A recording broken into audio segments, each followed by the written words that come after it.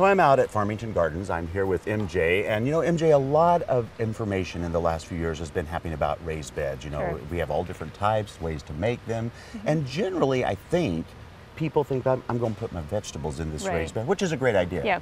So today we're going to be talking about the vegetables that are actually in this bed, but then throwing out a couple twists on it. So Sure. tell me what's in this one.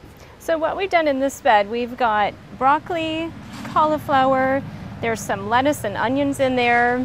We've got some peas growing on a nice trellis, which can give it that height so you can grow quite a bit in a small area. We've even thrown in some rosemary. Now, one of the things I really think is charming about this is you've actually added a trellis, so you can really go vertical with Sure. stuff. And then you just have some beautiful little garden art things as well. Yeah, it kind of adds a little whimsy, adds a little character to your garden, and it doesn't have to be those cute little things. You could throw in a little statue of, you know, little Buddha statue or something that fits your personality. Well, and if you're a really avid vegetable gardener, you can certainly do things in the fall and winter in these kind of beds. However, the twist that we want to talk about is if you have raised beds, there's some other stuff you can do with them as well. And you picked out a great herb garden. Yeah, I think herbs are really wonderful, especially for raised beds. If you have a small area, just maybe say outside your kitchen door or near your patio, you can put all kinds of herbs in there. Something you can step right outside and pick and cook with immediately. The thyme, sage, rosemary, oregano, those are all going to be at least semi-evergreen, so they'll be there all year long, and you can so use it's them really all much year more round. of a hardy use of the space than just having the annual vegetables that's in right. there. Yeah. Well, and now I'm really excited about this next thing. So we're going to take a break here. We're going to move this out, bring in a couple other things, and see what other ideas you have. All right.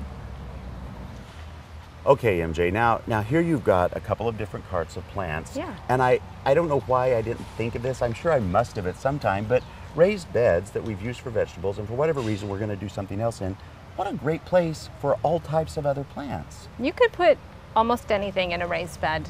Well, and Certainly. the good thing too is, you know, I love that if you have a lot of sun but hardly any shade, you can do a raised bed in the space that you want shade if you want shade plants, and vice versa. That's right.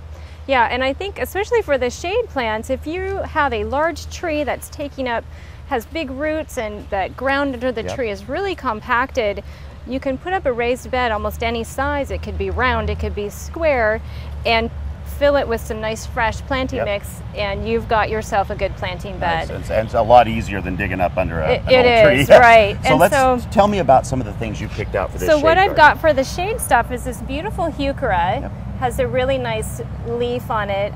Two varieties here, this kind of orangish color, and then also one of my favorites, which is the purple. That's variegated.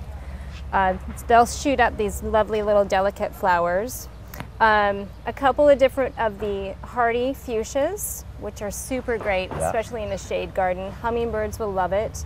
The brunera, again, it's another variegated leaf with those real white margins in there.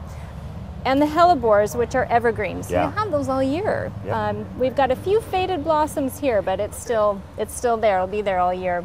The astilbe, again, it's going to shoot up those nice fluffy little flowers in spring and summer. We've got a few little variety of different anemone. What else have we got in there? Some sweet little violas. Which you know, you can take if you like, you know, the violets and the pansies. Those are very easy to switch out when you're done certainly, blooming in a raised bed as well. Yeah, early spring they're great. Early spring or late winter, and then again in the fall through the winter months, they'll often keep blooming. So I love them, and they're bright and cheery. The other great thing is the hostas. Oftentimes people don't like to plant hostas because the slugs get them. Well, if you're in a raised bed, you can put a little copper strip around the edge of the raised bed, which will certainly keep those, hopefully keep the slugs at bay. It's a great way to protect those plants. Now, over here I see a sun one, and I love this. The collection of colors, it really pops. So tell me quickly what's going on in this So what bed. we're doing in here is we've got a short evergreen shrub. This will be here all year. We put in a little miniature bird bath with some nice color. A few blooming perennials, the yellow erysimum, we've got the scabiosa or the pincushion flower, sages, beautiful. And then a beautiful grass here, and then also a deciduous shrub, which is going to be maybe 2 to 3 feet tall. And I would think, MJ, that if you have like a small, either a shrub that's tree formed or a small tree itself, even that could work, especially in a container of this size. Oh, certainly, yeah. Anything, yeah. Well, you know, if you've thought to yourself, I want to do something new with my containers, I don't know what to do, I need some ideas, come on out here to Farmington Garden, talk to MJ and the wonderful staff here, pick out a beautiful selection of garden plants that you can put in, make a whole new garden in your old garden. Thank you so much, MJ. Thank you. Thanks.